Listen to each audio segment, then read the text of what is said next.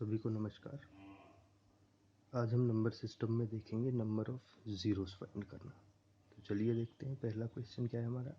1 से 100 तक की प्राकृत संख्याओं को गुणा किया जाए, आपस में गुणा किया जाए तो परिणाम के अंत में कितने शून्य होंगे या कितने ज़ीरो होंगे। प्राकृतिक संख्या मैंने बताया था नेचुरल नंबर्स को बोला जाता है। तो आपको इसमें करना कुछ भी नहीं है, मुश्किल से 5 से 10 सेकंड लगेंगे और आंसर आपके सामने होगा। तो आपको देखना है कि 1 से 100 तक में कितनी संख्याएं होंगी। सिंपल सा है, 100 संख्याएं होंगी तो हमने 100 को लिख लिया। और ये जो 100 है इसको हमने 5 से डिवाइड करना शुरू किया। तो 5 से काटेंगे, कितनी बार जाएगा, 20 बार।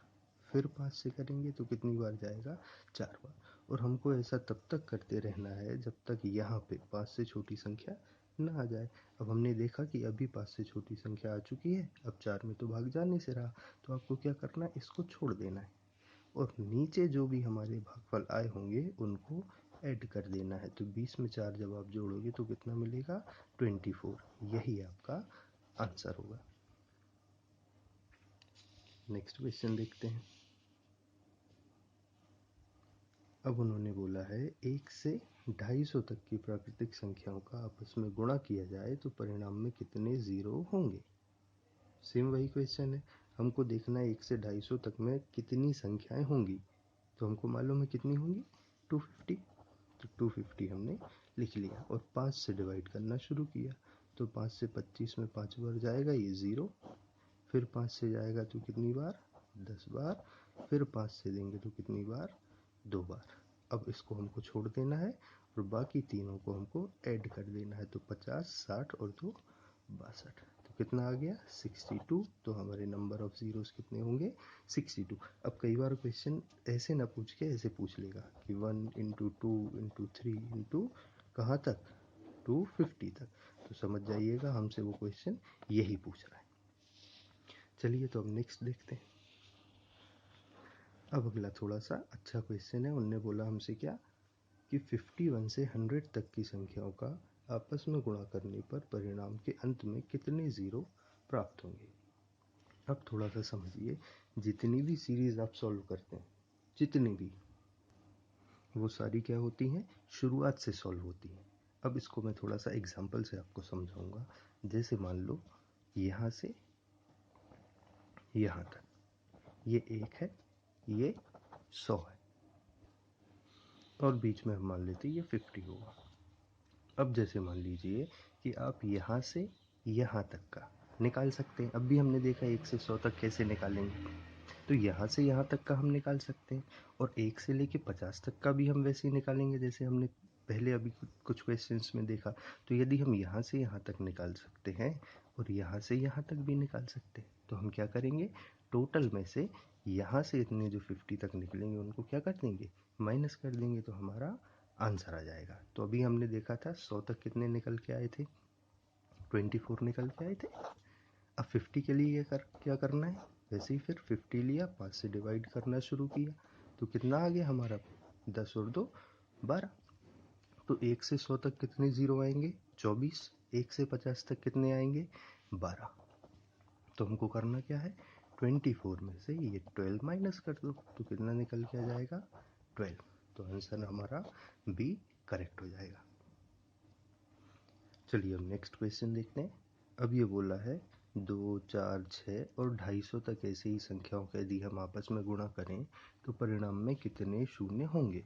अब या तो ये ऐसा लिखेंगे या तो ऐसा बोल सकते हैं कि 1 से लेके 250 तक की यदि इवन नंबर्स का आपस में गुणा किया जाए तो परिणाम में कितने शून्य होंगे। क्योंकि आप देखो 2, 4, 6 ये क्या है, सारे इवन नंबर्स हैं। तो हम समझ गए। अब जैसे नॉर्मल क्वेश्चन होता है 1 से 250 तक का, तो 1 से 250 में 250 संख्या होती है, हम यहाँ पे कितना लिख लेते, 250। लेकिन आपको एक चीज़ याद रखनी है कि यदि 250 तक लिखा है तो 250 में क्या होगा, आधी सम संख्याएं होंगी और आधी विषम संख्याएं होंगी। सिंपल सा है ना। जैसे आप देखोगे 1, 3, 5, 7, 1, 1, 2, 2 का डिफरेंस रहता है ना। तो एक सम होती है, एक विषम होती है, फिर एक सम होती है, एक विषम होती है।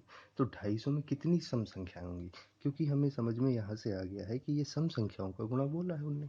तो 250 में आधी सम संख्याएं होंगी तो हम निकाल लेंगे कितनी होंगी, 125। तो अब ये वो संख्या आ गई जिसको हमको 5 से डिवाइड करते जाना है। 5 से 2 बार, 5 से 5 बार, फिर 5 से काटेंगे तो कितनी बार? 5 बार। फिर एक बार वो काटेंगे क्योंकि अभी तो चल गया। अब 5 से छोटी संख्या आ गई तो रुक जाएंगे।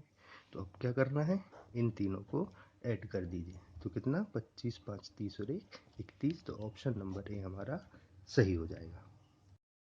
तो नेक्स्ट क्वेश्चन और नंबर ऑफ जीरोस फाइंड करने का आखिरी क्वेश्चन देखते हैं। अब उन्होंने बोला है 1359 और कहाँ तक? 999 तक।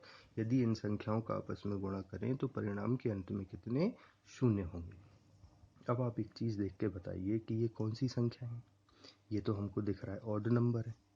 1359 ये कैसी संख्या है? Odd number. ऑड नंबर क्या? जिनमें 2 से पूरी भाग नहीं जाता। अब एक चीज़ आप थोड़ा सा समझिए कि ज़ीरो बनता कैसे है। ज़ीरो कब बनेगा? या तो किसी भी संख्या में, एनी नंबर में हम क्या करें?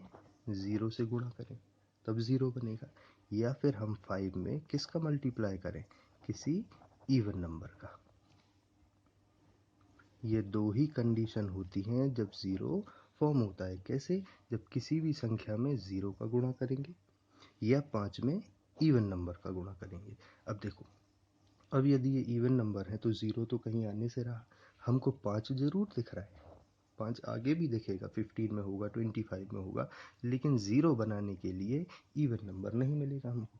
जैसे ना तो 2 मिलेगा, ना 4, ना 6, ना 8, और ज़ीरो तो है ही नहीं। तो फिर ज़ीरो बनेगा क्या? तो याद रखना, ऐसा क्वेश्चन फंसाने के लिए दिया जा सकता है। तो जब कभी भी ऑड नंबर्स का आपस में हम गुणा करेंगे तो परिणाम के अंत में शून्य की संख्या कितनी होगी? ज़ीरो। क्लियर हुआ? चलिए तो मिलते हैं नेक्स्ट वीडियो में। Thank you so much.